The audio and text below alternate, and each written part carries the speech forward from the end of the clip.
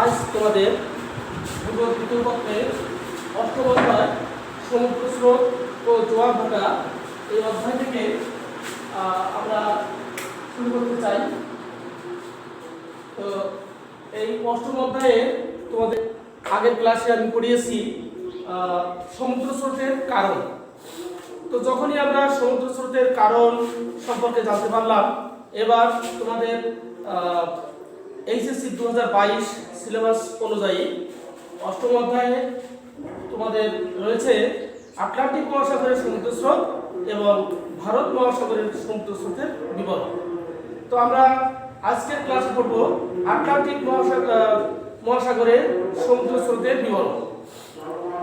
এই আটলান্টিক মহাসাগরের সমুদ্র স্রোত এটা তোমাদের এই ভূগোল বইয়ে যে অধ্যায়গুলো আছে এর ভিতরে সবচেয়ে কঠিন বলে মনে হয়।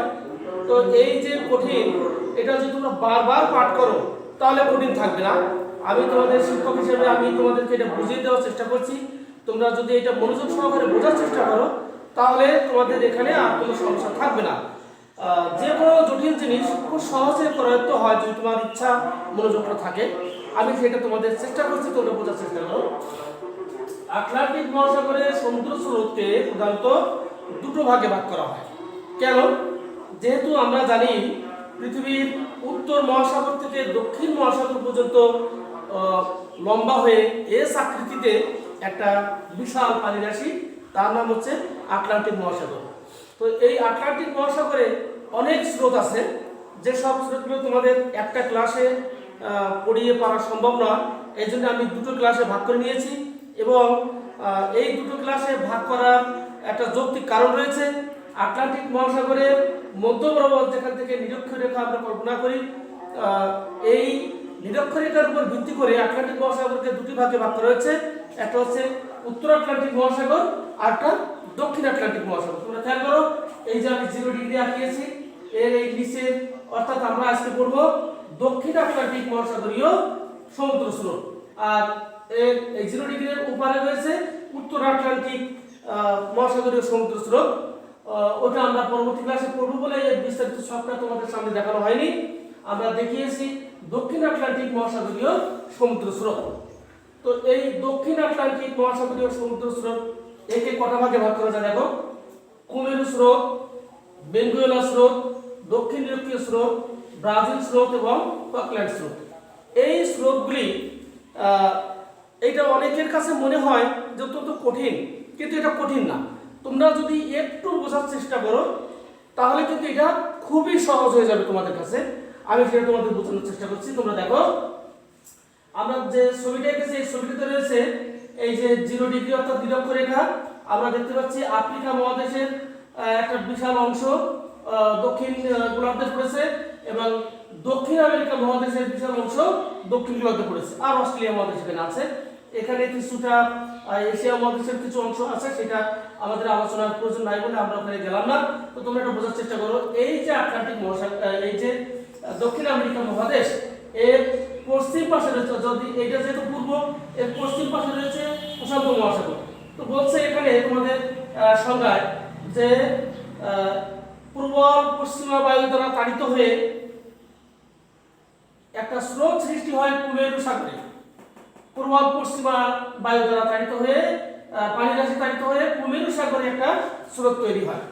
তো এই কুমেরু সাগরে যে স্রোতটা তৈরি হয় এটা শীতল স্রোত। এই স্রোতটা এই পশ্চিমা বায়ুর দ্বারা প্রবাহিত হয়ে এটা আবার চলে যাচ্ছে।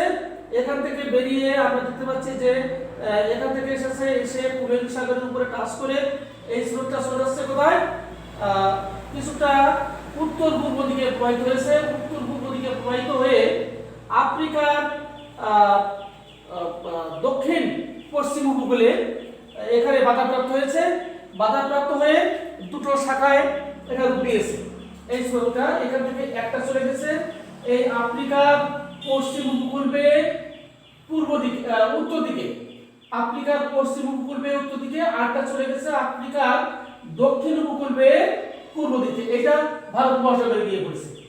তাহলে আমরা কি দেখছি যে পূর্ব পশ্চিমা বায়ু দ্বারা তাড়িত একটি স্রোত সৃষ্টি হয়েছিল তার নাম কুমেরু স্রোত, এটা শীতল স্রোত।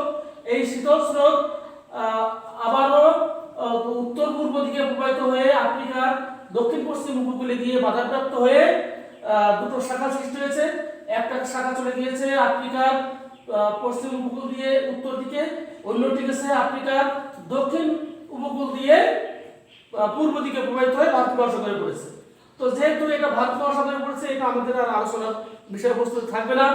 আমরা আলোচনা করব কুমেরু স্রোতের যে শাখাটি আফ্রিকার দক্ষিণ পশ্চিম উপকূলে বাধাপ্রাপ্ত হয়ে যে শাখাটা এর পশ্চিম উপকূল দিয়ে আফ্রিকার পশ্চিম উপকূল দিয়ে উত্তর দিকে চলে গেছে, আমরা এই শাখাটা নিয়ে আলোচনা করব। তো এই শাখাটা এইখানে এসে বাধাপ্রাপ্ত হয়ে এই নতুন একটা নাম হয়েছে বেঙ্গুয়েলার কারণ, বেঙ্গুয়েলা জায়গাটার নাম। তো জায়গাটার নাম অনুসারে এই স্রোতটার নাম হয়েছে বেঙ্গুয়েলা স্রোত। এই যে বেঙ্গুয়েলা স্রোত, এই বেঙ্গুয়েলা স্রোত কিন্তু কিছুটা শীতল, যেহেতু কুমেরু স্রোতের যে ঠান্ডা ভাব শীতলতার মধ্যে রয়ে গেছে, এই জন্য বেঙ্গুয়েলা স্রোত শীতল স্রোত। এই শীতল স্রোত সামনে এগোচ্ছে, অর্থাৎ এই আফ্রিকা মহাদেশ এর পশ্চিম উপকূল দিয়ে উত্তর দিকে যাচ্ছে। পশ্চিম উপকূল দিয়ে উত্তর দিকে যেতে যেতে খানিকক্ষণ পর যখন এই যে নিরক্ষরেখা তোমরা দেখেছো, আমরা জানি যে নিরক্ষরেখার উভয় পার্শ্বে 5 থেকে 10 ডিগ্রি অক্ষাংশ নিয়ে যে জলবায়ু বিরাজ করে তাকে নিরক্ষীয় জলবায়ু বলে। এবং এই নিরক্ষীয় জলবায়ুর এই বায়ু থাকে অত্যন্ত উষ্ণ। তো এই উষ্ণ বায়ু কিন্তু এখানে আছে এবং উষ্ণ স্রোতও আছে। যখন এই শীতল স্রোত এইভাবে দক্ষিণ উত্তর দিকে প্রবাহিত হচ্ছে, উত্তর দিকে প্রবাহিত হওয়ার সময় যখন এই উষ্ণ পানির সংস্পর্শে আসছে, তার পূর্ব থেকে এই স্রোতটা মোড় নিয়েছে। এই যে মোড় নিয়েছে, এই মোড় নেওয়ার এই জায়গাটার নাম হচ্ছে দক্ষিণ নিরক্ষীয় স্রোত। এই দক্ষিণ নিরক্ষীয় স্রোত যেহেতু তার উত্তর পাশে উষ্ণ বায়ু রয়েছে, তাই উষ্ণ বায়ুর সাথে মিলিত হওয়ার আগেই কিছুটা দক্ষিণ থেকে সে আড়াআড়ি ভাবে এই আটলান্টিক পাড়ি দিচ্ছে। তোমরা খেয়াল করো, আড়াআড়ি ভাবে পুরো আটলান্টিক পাড়ি দিচ্ছে। এই স্রোতটার নাম হচ্ছে দক্ষিণ নিরক্ষীয় স্রোত। এই দক্ষিণ নিরক্ষীয় স্রোত যখনই আড়াআড়ি ভাবে এই আটলান্টিক পাড়ি দিল, আটলান্টিক পাড়ি দেওয়ার পশ্চিম দিকে পাড়ি দিল, পাড়ি দেওয়ার পরে এখানে এসে সেন্ট রক অন্তরীপ, এই সেন্ট রক অন্তরীপে বাধাপ্রাপ্ত হয়ে এখানে আবার দুটো শাখা পরিণত হলো। একটা শাখা দক্ষিণ পশ্চিম দিকে চলে গেল ব্রাজিলের দিকে, আর একটা শাখা চলে গেল দক্ষিণ আমেরিকার পূর্ব উপকূল ধরে। এই দক্ষিণ আমেরিকা এর পূর্ব উপকূল ধরে উত্তর পশ্চিম দিক প্রবেশ করে, উত্তর পশ্চিম দিকে চলে গিয়ে ক্যারিবিয়ান সাগরে প্রবেশ করলো। তো যেহেতু ক্যারিবিয়ান সাগরে প্রবেশ করলো, ওটা নিয়ে আমাদের আলোচনার প্রয়োজন নাই। আমাদের যে স্রোতটা এই দক্ষিণ নিরক্ষীয় স্রোতের যে স্রোতটা সেন্ট অন্তরীপে বাধাপ্রাপ্ত হয়ে দুটি শাখার একটি শাখা ব্রাজিলের দিকে রওনা করলো, এইটাকে আমরা ধরে নেব। এবং এই স্রোতটার নাম হচ্ছে ব্রাজিলের উপর দিয়ে যায় বলে এই স্রোতটার নাম হচ্ছে ব্রাজিল স্রোত। দেখো, এই ব্রাজিল স্রোত এটা এখনো পর্যন্ত উষ্ণ রয়েছে, যেহেতু উষ্ণ এলাকার উপর দিয়ে এটা প্রবাহিত হচ্ছে এবং উষ্ণ এলাকার উপর দিয়ে প্রবাহিত হওয়ার পরে এ যখন মকর ক্রান্তি রেখা পার হয়ে যখন তার পানি রাশি এই আফ্রিকার পূর্ব উপকূল ধরে দক্ষিণ দিকে চলে আসছে, আসার সময় কিন্তু এ তাপ হারিয়ে ফেলছে এবং তাপ হারিয়ে ফেলে এসে এই ফকল্যান্ড দ্বীপের অনধিরে এই পর্যন্ত পৌঁছে গেছে। এইখানে পৌঁছে গেছে, এই স্রোতটার নাম হচ্ছে ব্রাজিল স্রোত। এইবার আমরা দেখি যে কুমেরু স্রোতের যে প্রধান শাখাটা পশ্চিমা বায়ু দ্বারা সৃষ্ট হয়েছিল, সৃষ্ট হয়ে এটা যখন আটলান্টিকের এই প্রান্ত পাড়ি দিয়ে উত্তর পূর্ব দিকে রওনা করেছিল, ঠিক এর আগে এই কুমেরু স্রোতের একটা ছোট্ট শাখা, যে শাখাটা এই দক্ষিণ পশ্চিম আমেরিকা, দক্ষিণ আমেরিকার দক্ষিণ পশ্চিম উপকূল দিকে রওনা হয়েছে এবং ফকল্যান্ডের পাশ দিয়ে, ফকল্যান্ডের ভিতর দিয়ে একটি শীতল স্রোত যে এই যে ব্রাজিল স্রোত এসেছিল, এই স্রোতের সঙ্গে মিশে গেছে।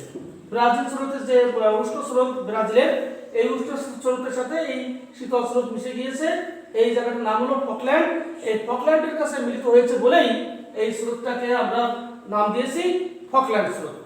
তাহলে তোমরা বোঝার চেষ্টা করো যে পূর্ব পশ্চিম বায়ু দ্বারা তাড়িত হয়ে এই কুমেরু সাগরে সৃষ্ট যে শীতল স্রোত, এই শীতল স্রোতকে আমরা দেখলাম যে এটা আটলান্টিক পাড়ি দিয়ে দক্ষিণ আফ্রিকার শেষ প্রান্তে দক্ষিণ পশ্চিম এলাকায় বাধাপ্রাপ্ত হয়ে এটা একটা শাখা ভারত মহাসাগরে চলে গেল, আরেকটা শাখা এই আফ্রিকার পশ্চিম উপকূল দিয়ে উত্তর দিকে প্রবাহিত হয়ে দক্ষিণ দিরক্ষীয় স্রোত নাম ধারণ করলো।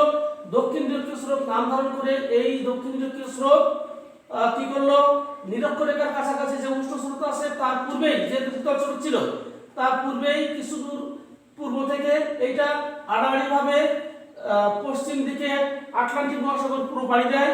পুরো পাড়ি দিয়ে সেন্ট অন্তরীপে বাধাপ্রাপ্ত হয়ে দুটো শাখা হলো, একটা শাখা চলে গেল ক্যারিবিয়ান দ্বীপপুঞ্জের দিকে, আরেকটা শাখা ব্রাজিলের দিকে রওনা করে।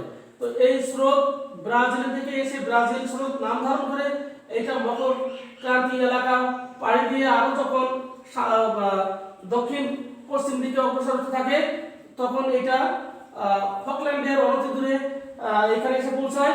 পৌঁছানোর মুহূর্তে কুমেরু সাগর থেকে একটা ছোট্ট শীতল স্রোত এটা ফকল্যান্ডের মাঝখান দিয়ে প্রবাহিত হয়ে ওই সাগরের সাথে মিলে গিয়ে যে নতুন একটা স্রোত সৃষ্টি করে তার নাম হচ্ছে ফকল্যান্ড স্রোত।